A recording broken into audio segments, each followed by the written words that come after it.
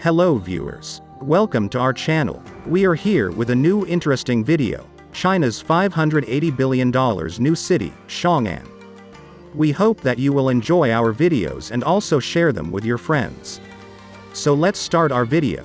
Beijing is the capital of China. It is home to 21 million people, has a GDP of $560 billion and is where the central government is located. However, as Beijing has grown, it has become very crowded. In 2017, drivers spent an average of just under 3 hours every weekday in traffic.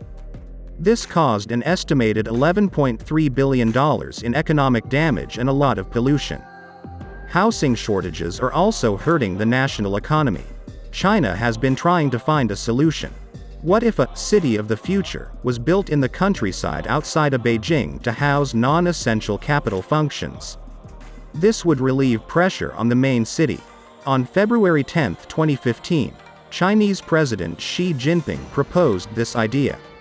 On March 24, 2016, preparations for the project began, and on April 1, 2017, the Chinese government made it public.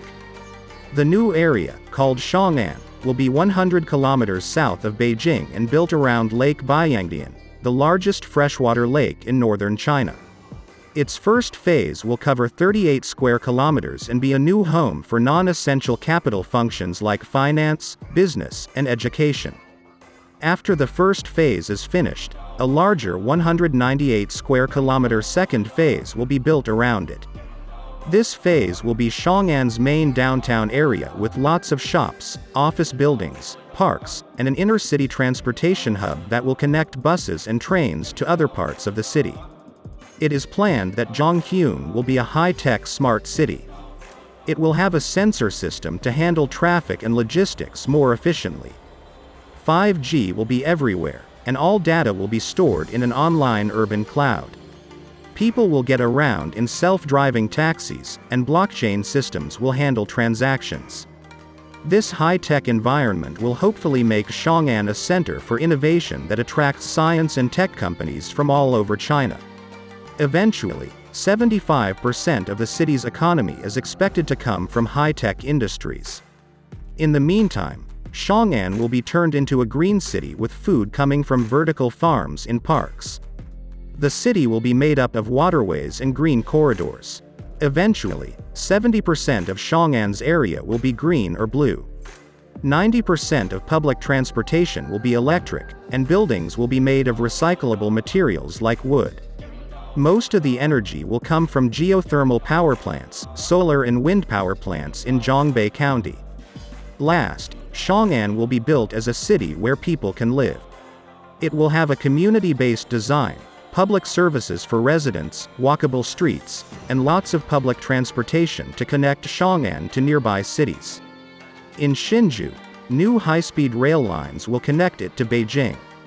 A new expressway to Beijing will also be built, and a new route along the Rongcheng-Wuhai Expressway. Zhong is expected to cost $580 billion and has already attracted $380 billion in investments. China will get a lot out of Xiong'an new area. First, it will be a new home for Beijing's non-essential capital functions, which will free up space in the city. It will also hopefully spur innovation and serve as a model smart city for other similar projects in the future. It will also be a bridge between Beijing, Tianjin, and Hebei, which will help develop the huge Xinjiang metropolitan region. Also, the project will boost China's construction industry and create hundreds of thousands of new jobs. Finally, Xiong'an's green and community-based design will improve the lives of Chinese people and help the environment.